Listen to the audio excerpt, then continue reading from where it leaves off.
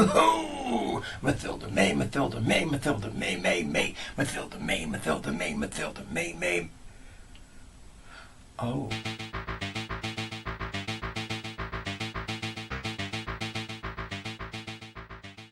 Okay, everybody, today we're taking a look back at a classic gem. I mean, this thing had everything. It had vampires, it had aliens, it had spaceships, it had global catastrophes, it had zombies running all over the place, it had titties galore. It had everything in the kitchen sink. And that is 1985's Lifeforce. But before we go any further, as always, to the trailer. From the director of Poltergeist and the writer of Alien comes a terrifying new film. I'm getting a very small radar cross-section. 150 miles long. EGR's confirmed. Tell them we have an artificial object out here. In the tail of Halley's Comet, there's something wrong. Something ancient. Something evil. Jesus. Houston, we have a problem. Something's happening to me. Something hungry. That's brought to Earth. She's destroyed worlds. That girl was no girl. She was totally alien to this planet and our life form. And totally dangerous.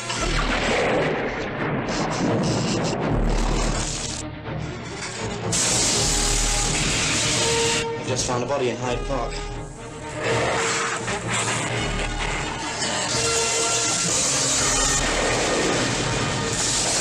Lifeforce.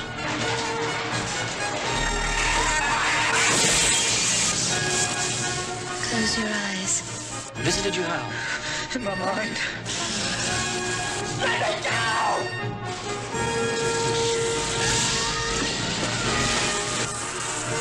It's already spreading. You didn't stop it. It's too late.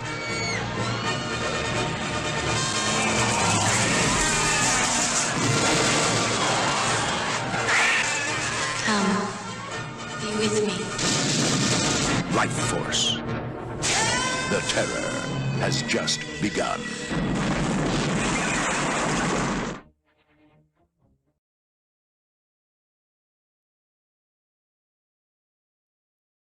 Okay, this motion picture was directed by Tobe Hooper. We all know Tobe Hooper. Come on, man. Texas Chainsaw Massacre.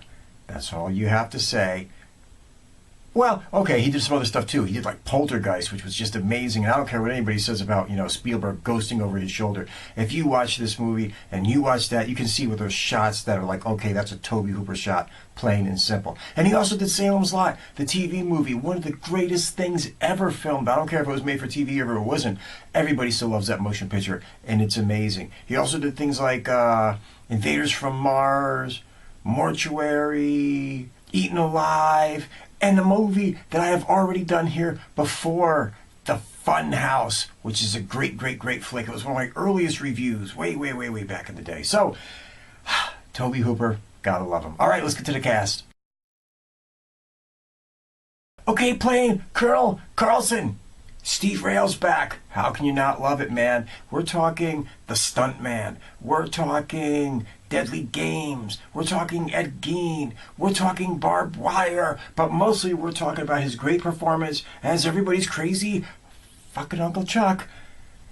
Helter Skelter, Charlie Manson. Yes, he played him in that TV movie, and that is what got him the role in this motion picture, according to lore. They said they seen him in that, and they said, we got to use him in this. And that's all you need to know. Bam! Okay, playing Colonel Caine was Peter Firth. Now, Peter Firth is in another movie that I love, and I love, and I love, and I love, and I love, and I love it. And that is The Hunt for Red October. But he's also been in a bunch of other things, too. He was in movies like Born of Fire, White Elephant, the TV show Resort to Murder, TV show Heartbeat, this weird thing called Ikusikas. I can't remember how to pronounce it. It's been a long time, and I can't really get there. But he was in that. He was in this. He was in The Hunt for Red October. And that's all you really need to do to be a legend in my mind. Okay, playing Dr. Fallada was Frank Finlay. Man, this guy's had a long career. Or had a long career in motion pictures. Anyway, he was in things like The Pianist, Othello, The Key, Enigma, Shaft in Africa, The Three Musketeers, The Wild Geese. Long career, man. He was in a bunch of shit. Good actor. He was phenomenal in this. Anyway, let's keep going. Playing Dr. Armstrong, Patrick Stewart. Yes, before he was ever in Star Trek The Next Generation, yes, he was in this. Now, Patrick Stewart, come on, long career, man. You're talking the Star Trek stuff, you're talking the X-Men stuff, you're talking Excalibur, you're talking Wild Geese 2, Safe House. All that doesn't matter, man. He's always going to be Picard from Star Trek The Next Generation. Yeah, whatever, X-Men, fuck X, I don't care. He's always going to be Picard from Star Trek The Next Generation. He's doing Picard again on TV or streaming TV or what the hell he's doing now. Anyway, Patrick Stewart, legendary guy, been around forever, major props, whatever. Let's keep going. Okay, playing Dr. Bukovsky was Michael Gothard. Now, passed away way too young at the age of 53, took his own life, sad thing, but he was in some other motion pictures that I truly love, like Warlords of the Deep, and The Three Musketeers, and For Your Eyes Only, and Out of Time, and The Devils. I mean, he had a really good run. It's a shame that he took his life. It's a shame that he went away. It is what it is. Man, shit like that sucks, but it is what it is. Let's keep going. Okay, playing Sir Heseltine was Aubrey Morris. Now, he's one of those guys, man, he's been in a bunch of stuff. As soon as you see him, you say, I know that dude's face. He was in stuff like the original Wicker Man, My Girl 2, A Clockwork Orange, Legend of the Mummy, Bordello of Blood, and a shitload of television shows. So, it was fun seeing him in this. It's fun seeing him in everything, you know, whatever, what have you. All right, let's get going to the story of this thing so we can keep this. Oh my God! Wait a minute! Do I got a fever? The hell's wrong with me? I almost went to the story without mentioning Mathilda May as the space girl. What is the point of this motion picture without Mathilda May as the space girl? I mean, let's face it, folks. From the minute you seen her on that screen, you were captivated. She was stunningly beautiful, and she just filled the role perfectly. They had to overdub her voice. I mean, she was really from France, and she had an accent, and you couldn't be able to make out what she was saying anyway. I mean that with no disrespect to anybody from France. I don't mean it like that, but for the English-speaking audiences. I'm just saying, this motion picture probably wouldn't have worked with any other girl. She was the linchpin. But hey, she's been in other things too. She's been in stuff like The Jackal, City of the Owl, Love Express, Scream of Stone, Return to Algiers, Naked Tango, whatever. It doesn't matter. We don't care about any of that shit. The only thing we care about was that she was in this. Yes, she was. She was in this. All right. Now we can go on to the story.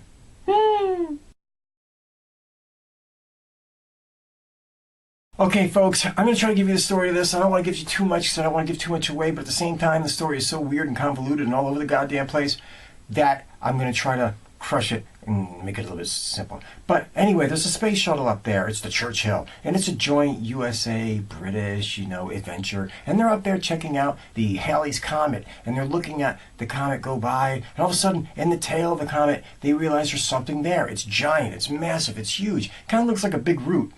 Or maybe a big umbrella, or I don't know what the hell it is, but it's just big and it's odd, and it's in the tail of the comet. So they go into it and investigate it, and then they get in there, and they're going through it, and it looks like you're in somebody's colon. I don't know how to explain it. A colon, an artery, a uterus, I don't know. It looks alive, but not. Who knows?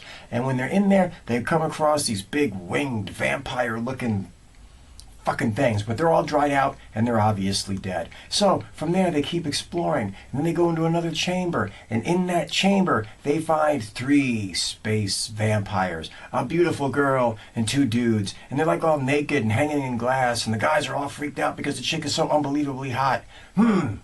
Wow. Anyway, they grab the bodies, and one of these like dried out space vampire fucking bat things, and they drag it back to the Churchill. And they're there, and why am I going on with this? It's too long. Listen, they find space vampires. The space vampires come down to Earth. They suck the life force out of everybody. It causes a plague. All hell breaks loose. We're talking universal Armageddon. Should we nuke the planet? Should we kill these things? How do we kill these things? It's a long story. It's very convoluted. You should watch it.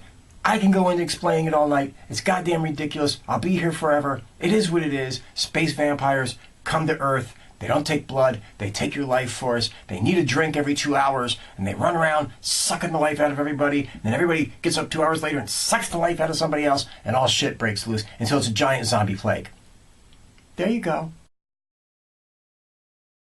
Okay, I'm going to get to the point about why I like this motion picture. This motion picture never deviates from what it is. It never finds that kind of humor in it. It never gets silly. It never gets goofy. This movie has that perfect British sensibility. It's serious. It takes itself deadly serious. I mean, it's just serious through and through. There's not a joke. There's not a funny line. There's not a crack. There's not a wink. There's not a nod. There is nothing about this motion picture that breaks away from being the kind of movie that it is. It's oppressive, it's kind of tense, it's dark, but that's what makes it so good. The effects are really good. Okay, let me clarify that. There's parts of the movie where the effects look a little bit fucking stupid, like the part where Patrick Stewart is dead and the blood comes out of him. I mean, that was the most worst looking puppet thing I've ever seen in my life. And there's some other parts where the effects look cheesy, but there's other parts where it's absolutely amazing. And what you're watching, you're like, wow, man, they really did a great job on that, from the animatronic corpses or whatever the fuck they are, to the point where people get sucked down and then get refilled up again. All that kind of stuff is just amazing. They did such a great job with that. The directing is solid, really well done. The acting sometimes can be a bit heavy-handed, Mr. Railsback, and sometimes could be just a little bit over the top, should we say, maybe even for Mr. Stewart. I don't know. Actually, no, he did good. He really did good. Steve Railsback really pushed the point, though. But anyway, everybody did a great job in this motion picture as far as directing and writing and acting. Now, the story itself is kind of crazy. It's just a mishmash. Somebody said, let's take a space movie, an alien movie, a zombie movie, a vampire movie, an apocalyptic movie, is the world going to end type of, do we have to nuke ourselves movie, all hell's breaking loose movie, and threw it in this batch, and I don't know what the hell they did with it, and just went. And actually, there's almost even a little bit of Invasions of the Body Snatchers and Love Story and Possession and you name it.